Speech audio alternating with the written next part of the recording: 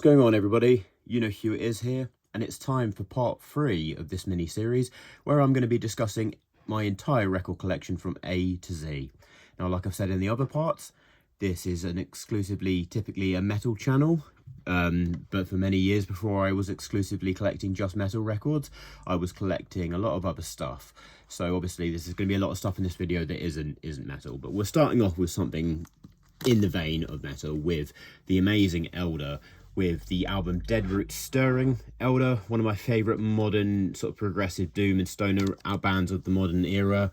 That was an album that sort of marked a notable shift in the quality of their songwriting, and then they just continue to take it up a notch on subsequent albums like this amazing album. This is Law, with that really cool outer sleeve, and you can change what's on the inner sleeve so it has like a kind of different image, which I think is really cool. And then also following on from that, I've got an album that was the album that introduced me to this band. This is their incredible Reflections of a Floating World album, which, for those who don't know, was my favourite metal record of the 2010s decade. One of my favourite albums of the decade as a whole. This is just an incredible album, modern masterpiece. Absolutely love this record.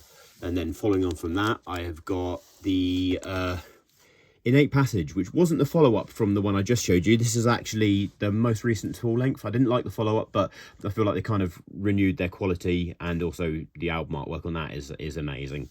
And then I've also got the live, I think this is live at Maida Vale. Yeah, that's the one. Live at Maida Vale, with that cool alternative sort of neo art deco sort of album artwork. Yeah, so that's my Elder records. Moving on from there, I've got, what's next? We've got this classic. I've got Louis Armstrong and Ella Fitzgerald, their Ella and Louise record. Obviously classic in the sort of vocal jazz sphere. Following on from that, I've got one that I was actually playing just a couple of days ago. This is Electric Wizard with Come My Fanatics. Wicked, brutal, loud stoner doom, just of the highest order. Absolutely legendary band. And then this is their sort of master iconic statement. This is Dope Throne, that has some of my favourite doom songs of all time. Absolutely amazing record. Following on from that, I've got Elvis Costello with Armed Forces. Amazing sort of rock and pop musician, legendary classic. Again, following on from that, I've got Emperor with their iconic In the Nightside Eclipse. This is obviously essential black metal listening, just for all kinds of black metal. And then following on from that, I've got their sort of more sort of symphonic vein that they went on with Anthems to Welkin at Dusk, which, you know, laid the groundwork for a lot of different music to follow. Those are two extremely influential albums within the history of black metal. Following on from that, I've got Enrique Rodriguez. Now, this is I believe he's Haitian, and I actually won this record in a competition at my local record store in a sort of prize draw that they did. So yeah, that's just a kind of random one that I've got in the collection. And then following on from that, I've got the only album by Enslaved that I have on vinyl. I have all of their other albums on CD. This is the only one I couldn't get on CD, but I don't mind. It's a really cool pressing. This is The King Leveldi, which is actually arguably my favorite album by them, maybe second favorite. It's their debut album. Really solid classic in the Nordic sort of black metal field. Following on from that, I've got the iconic Entombed, the sort of progressive death Nordic legends. I say Nordic because I can't remember which country they're from, but I know it's a Scandinavian country. That's really silly of me not to know that, but yeah, iconic essential death metal listening. And then following on from that, we've got Eric Dolphy with Out to Lunch. Now, obviously, this is the famous, iconic, avant-garde saxophone player. This is, I think, a Blue Note release, and this is actually one of my favourite jazz albums of all time. I love Eric Dolphy, and I love that album. Following on from that, we've got Esperanto with Esperanto. Now, this is a kind of cool modern Latin jazz, kind of trippy sort of album that I kind of enjoy revisiting from time to time. Following on from that, we've got Explosions in the Sky with their album The Earth Is Not a Cold Dead Place, and this was quite influential in the sort of more soothing side of modern post-rock. So yeah, that is a very quite influential album as well. And then following on from that, we've got this lovely Faust box set, 1971 to 74. Now, obviously, Faust are the krautrock German legends. and this is a really cool box set that I got that was quite limited and now is quite sought after. I really like revisiting this. They did some really experimental stuff for the time and kind of, you know, helped push rock into new territories. Following that, we've got FKA Twigs with this lovely EP that she did. And FKA Twigs, for those who don't know, is a London-based experimental and art pop artist, and she's a phenomenally talented artist, and she makes some really cool music as well. I've also got the album Capri Songs, which is some kind of like upbeat art pop, just really cool music that is. Following on from that, I've got the Flaming Lips with their iconic album The Soft Bulletin. This is the sort of psychedelic rock band that are, you know, really well renowned, you know, very influential. They put on an amazing live show as well. I caught them live in London, and their stage show is absolutely nuts. The only downside is that Wayne Coyne doesn't seem to want to shut up between the songs, but anyway, the music when they're playing it is great. And then this is their American Head album, which came out a few years ago and is a really cool sort of return to form in their later career. Following on from that, I've got a couple records by the modern sort of folk and folk pop band Fleet Foxes. I think this is their debut album. I love the album artwork on that. That sort of, you know, medieval sort of kind of really just interesting old worldy sort of album artwork. And then I've got the more experimental record Crack Up, which kind of sounds a bit more ambient, a bit more esoteric sounding. Really great record as well. Following on from that, I've got this lovely album by Floating Points. Now, I think, what was the title of this album, if I'm not mistaken? I can't quite remember what that one's called, actually, off the top of my head. But it's a very beautiful electronic album. I remember saying in the year that it was released, this was actually my favourite electronic electronic album that came out. I'll try and figure out the name and put it in the description below. And then following on from that, I've got his collaboration that he did a few years ago with the London Symphony Orchestra and Pharoah Sanders. Amazing ambient, avant-garde, beautiful sort of symphonic jazz crossover with his electronics. Just this is a really genius and left field sort of album that, you know, really stands out in recent years. Just an amazing collaboration that is, so beautiful. Following on from that, I've got the first of my 3 albums by the amazing Flying Lotus, who is obviously the US-based electronic and hip-hop producer. And then this is his album Cosmogramma, which I think is a fan favourite, and then is a really amazing, really high-fidelity album, really great listening experience. And then that's followed by this sort of slightly more morbid You're Dead album, which is kind of, you know, again, very experimental, very hip-hop based, but also just really off the cuff, and, you know, very zany. And then that's followed by the album Flamagra, which I actually ordered pre-order before it was released, and it had some really great singles. The whole album as a whole doesn't hold up for me, but I do revisit it from time to time just because there are some tracks in it that I really like. Then following on from that, we have got this album. This is Foxtails with Fawn, and this is a kind of very effeminate sort of hardcore punk and screamo record.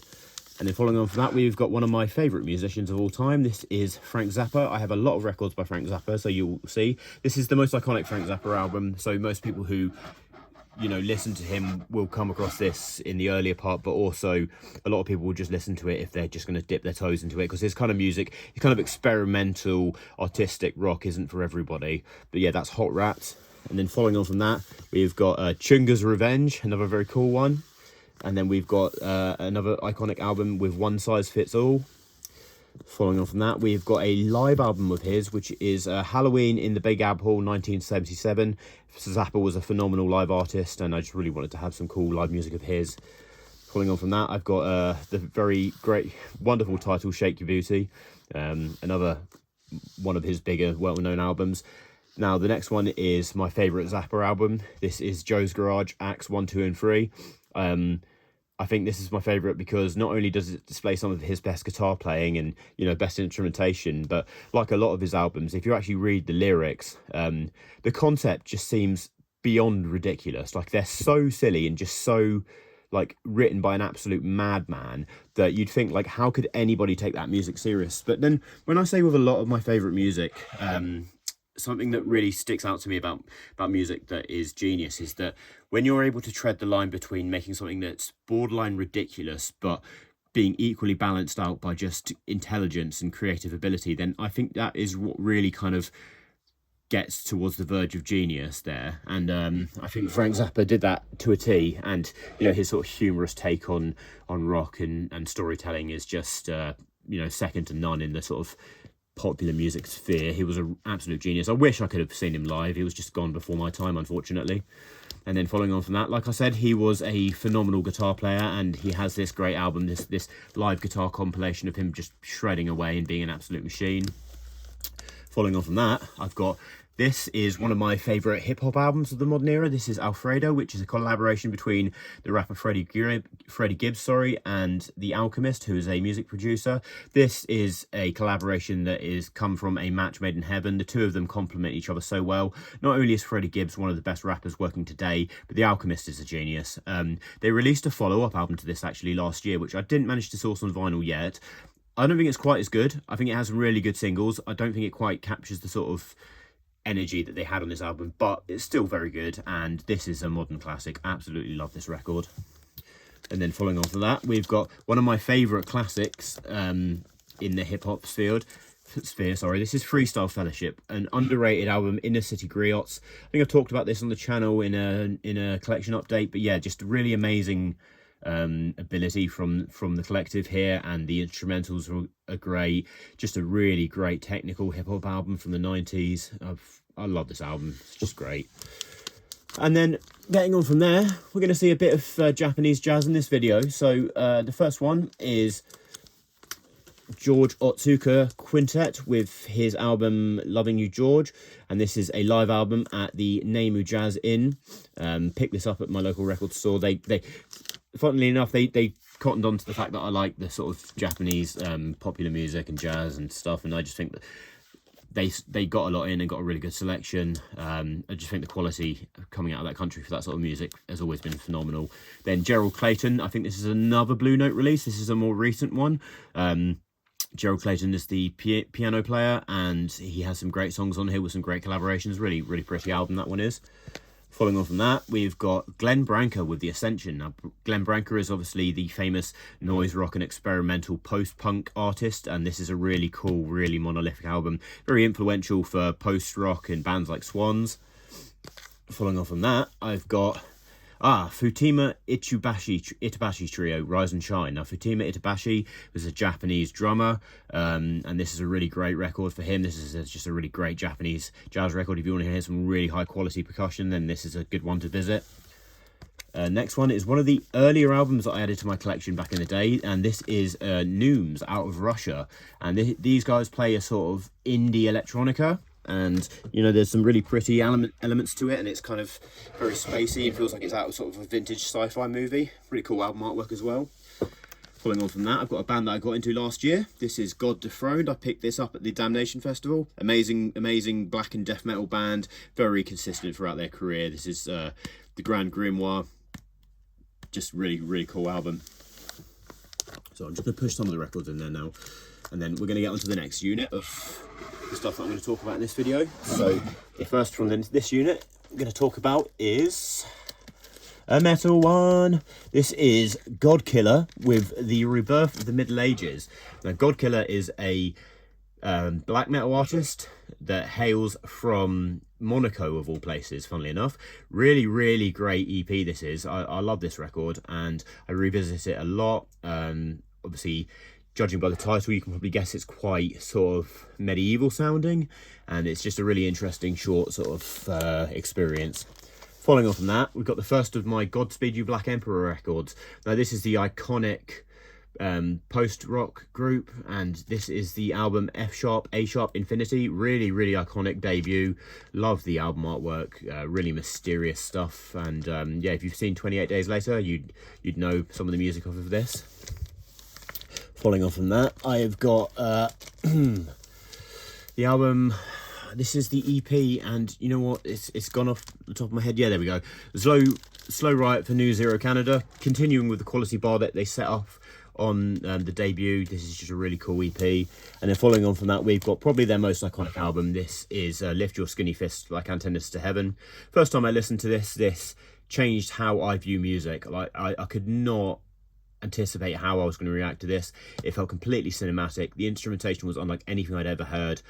Funnily enough, like the more I listen to it, I still appreciate it when I revisit it, but I just can't recapture the magic of the first time I heard it. But it's just an amazing post-rock album, and if you want to listen to an album that's gonna, you know, if you're not that into post-rock, this is a good starting point because it will change your perception on how rock instrumentation can actually be put into music.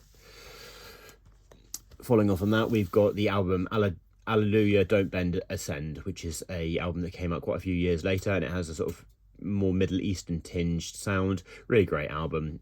Godspeed You have been very consistent throughout their career. And then following on from that, we've got one of my favourite black metal albums of all time. This is Gorgoroth with Pentagram. Gorgoroth are obviously a very famous black metal band, very controversial. They've done a lot of really insane nuts live shows, and this is just very intense, very satanic, very, very brutal sort of black metal. And, you know, it's conventional, but it's fantastic. Okay, after that, we've got Idle Moments, Grant Green. This is a Blue Note release, the iconic jazz guitar player. A really pretty album as well. And then following on from that, we've got Greg Fote with The Mage, and this is a sort of contemporary jazz fusion album that came out not so long ago. After that, I've got a performance of Gustav Mahler's Symphony No. 2 on vinyl. I've only got a couple classical records. I don't know why I never really got around to owning more. I guess I just don't listen to them as often as some other stuff, but I do love me some Mahler. Mahler is one of the great symphonic composers. Following on from that, we've got Hamferd with Mein Goods Honda Stark. Now, these guys are a Faroese band, meaning that they're from the Faroe Islands, clearly, and this is performed entirely in their native language, and it's really beautiful, sort of funereal doom, really emotive, and just a really great album. Following on from that, we've got Unidentified Ensemble plays Harmonious Felonious. Now, this is the electronic sort of experimental electronic artist, Unidentified Orchestra. Been around for quite some time, and it's just, yeah, quite out there EDM. Then I've got a very cool album here by The Heads. This is Talking with the Heads. This is some really cool big album of 90s psych rock. I really enjoy listening to that. It's very good to sort of chill out and just have something that's really cool. Then I've got Hecate Enthroned with the Upon Promethean Shores EP. Now, this is an English black metal band, one of the iconic English black metal groups, and this is just a really cool, really cold sounding EP. Following on from that, we've got one of my we've got another one. We've got Kalahari Oyster Cult. So funnily enough, I was never meant to own this.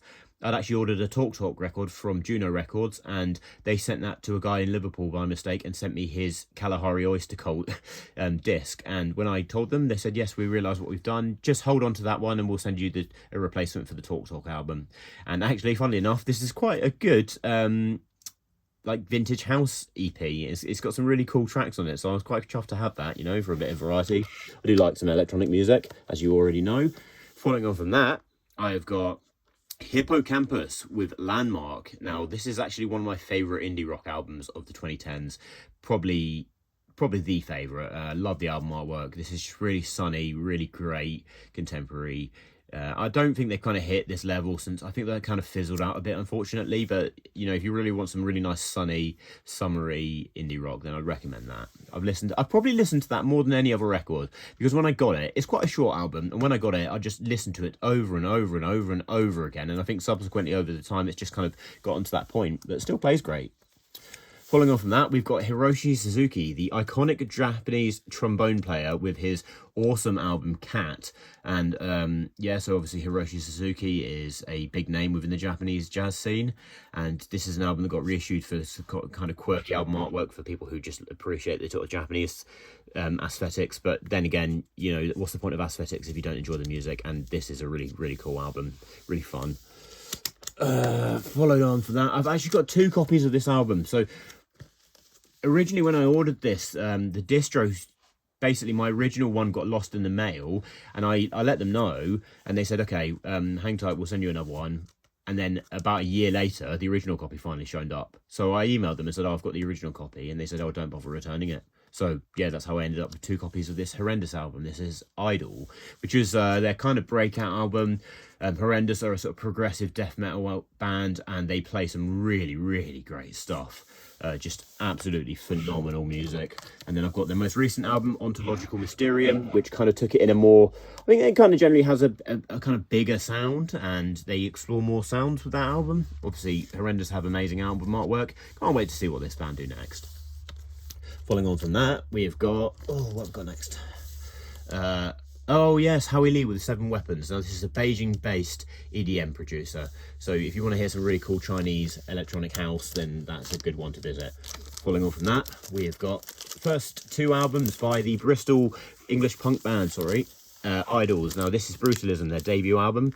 I really like the first 2 albums of Idols. I think it was really great, really cutting edge punk rock for the time when it was released in the 2010s. But this is Joy, which is the second album as well. Unfortunately, I feel like they've kind of fallen off since these 2 albums, and they've never really kind of recouped their standards, but the first 2 are still great. Following on from that, I've got Igloo Ghost with the Clear Tame EP. Now, Igloo Ghost is one of my favourite EDM experimental artists of the sort of recent era. Just always makes great stuff, Igloo Ghost does. Okay, following on from that, I've got Blue and Sentimental by Ike Quebec, which is another Blue Note release, and this is kind of, you know, the sort of melancholic classic by Ike Quebec. Really, really lovely stuff, that is. And then following on from that, we've got one of my favourite death metal bands of all time, and this is one of my favourite death metal albums of all time.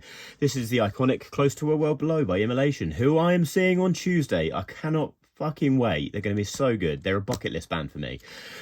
Yeah. Basically, this is the sound of burning in hell for all eternity, and I love it. Following on from that, we've got Majesty and Decay, which is a later Immolation album, and it's really solid. They've been very consistent throughout their career. Robert Vigner's guitar playing on this is phenomenal. Ross Dolan's vocals are phenomenal. The drumming's amazing. Production's, in my opinion, production on this is very good. And then after that, we've got Impaled Nazarene with their iconic furious black metal album Ugra Karma.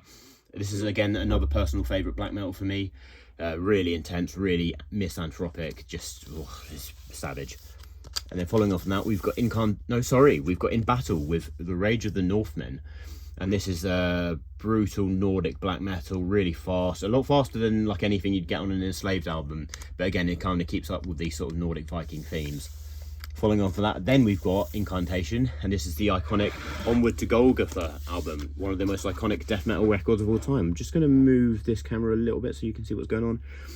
Onward to Golgotha, yeah, really sort of murky and abstract death metal, really influential band, and that's a phenomenal record. And then after that, we've got Mortal Throne of Nazarene, another one of their best albums with that amazingly distorted and avant-garde album artwork, kind of keeping up with the sort of typical Incantation, just brutal, brutal compositions. And then following on from that, we've got Injury Reserve with By the Time I Get to Phoenix. I've not opened this. This is an investment. I got an opportunity to get this that was extremely limited, and it's a very popular album, and I'm just keeping it for when the time is right to part hands with it. It's not something I do a lot, investing in records, but I had an opportunity there, and I'm not prepared to open that one. Following on from that, I can't remember the name of this artist. I'll probably tag it in the bottom, but this is another EDM album that I picked up on that particular holiday in Barcelona. Yeah. Following on from that, I've got another one of my favourite albums of all time. This is Interpol, Turn on the Bright Lights. This is basically the sound of a monochromatic movie set in New York. It's beautiful, absolutely stunning indie rock, just amazing guitars. Paul Banks was, his vocals and his songwriting was great on this album. Interpol have never come close to this level. Basically everything they've done since following this album has been comparatively mid, but this is a masterpiece. Following on from that, we've got Intestine Balsam with Anatomy of the Beast, and this is a album I picked out last year. This is one that I'm really happy to have in the collection because this was an extremely limited repress that sold out in an instant. And yeah, that's the iconic Japanese mellow death band, one of my favourite mellow death bands of all time. Following on from that, we've got this Guang Guang Li album. And this is really experimental electronic, like thumping beats. A friend of mine at the record store recommended me this if I wanted something really out there. Yeah, and cool, sort of really no idea what's going on with that album artwork. Following on from that, we've got Iron Maiden with their iconic Number of the Beast album. Obviously got some of the biggest heavy metal tracks of all time. This is a real gateway album to me for the genre. I love Iron Maiden. Amazing stage show, amazing band. And then I've also got their Seventh Son of the Seventh Son album, which is another one of their strongest albums, I think, for me. It's a lot more mature sounding and just, really great performances, really great tracks. Title track as well, phenomenal. Then I've got the Jack White Lazaretto album. Obviously, Jack White from the White Stripes and his solo project. Then I've got another Blue Note favourite of mine. This is Jackie McLean with Tip in the Scales. I love this album, man. Jackie McLean is just a great artist, a great player. Following on from that, I've got the UK's James Blake. Now he is the sort of somber electronic pop artist. This is his album Friends That Break Your Heart. I'm just going to take that out of the rack because the shrink rack's coming away and taking away from the hype sticker. But after that, I've also got Sart by Jan Gabarek, and Jan Gabarek is an ECM artist who made some really experimental jazz music. This was a gift from my father. He had a spare copy, so I got that. Following on from that, I've got a copy of Jay-Z's The Blueprint. Now this is the sort of hip-hop album that was really influential towards the shape of 2000s hip-hop. Obviously Jay-Z is a legend, doesn't need any introduction. Then following on from that, I've got another personal favourite with Jeff Buckley's Grace album. Iconic singer-songwriter, indie rock musician Jeff Buckley, gone too soon, but this is a brilliant record.